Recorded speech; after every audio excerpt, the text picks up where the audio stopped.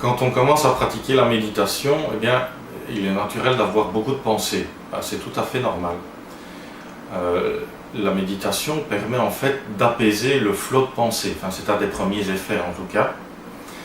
Et donc, quand vous partez dans vos pensées, que vous les continuez, le simple fait de vous rendre compte que vous les continuez, vous revenez ici et maintenant. Le but, c'est de ne pas continuer les pensées. Alors ça peut être stressant au début ou frustrant parce qu'on a beaucoup de pensées et qu'on n'arrive pas à les arrêter et on se rend compte finalement qu'on n'en est pas maître. Donc ça peut en déstabiliser certains. Et le moyen justement de les diminuer et de faire en sorte d'arriver à un état, ce qu'on appelle un état de non-pensée, eh bien c'est juste de les laisser passer. Ne pas essayer de contrôler pour faire quelque chose, pour ne pas avoir de pensée, parce que vous ne pourrez pas tenir et ça ne va pas marcher, de toute façon. Donc laissez passer. Et quand vous continuez vos pensées, le fait d'y penser vous ramène dans l'instant présent. C'est un peu comme éduquer un petit chien. Donc un petit chien, il marche à la laisse, au départ, vous devez le ramener 10, 15, 20, 50 fois, 100 fois. Et puis petit à petit, il reste de plus en plus longtemps au pied, jusqu'au jour où vous pouvez retirer la laisse. C'est pareil avec votre esprit.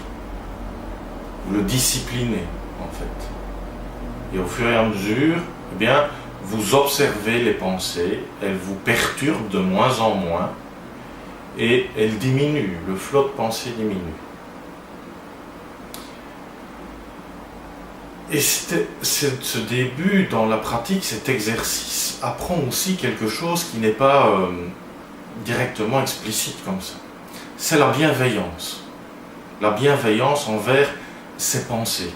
Parce que justement au début, on dit « c'est difficile, mes pensées ça m'énerve, j'arrive pas à ne plus en avoir », et on est un peu en résistance par rapport à ces pensées. Évidemment, plus on résiste, et plus ça persiste. Donc, bienveillance.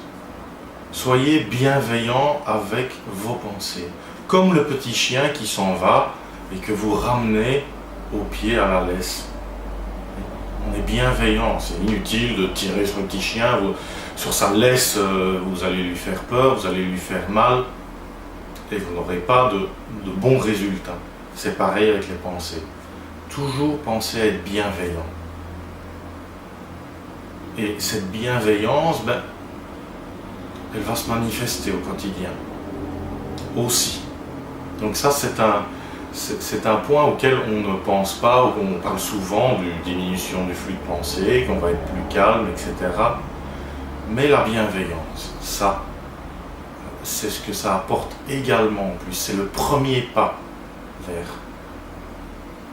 l'amour de soi, l'amour de ses pensées, d'abord.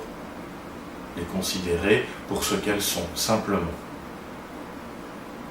Voilà.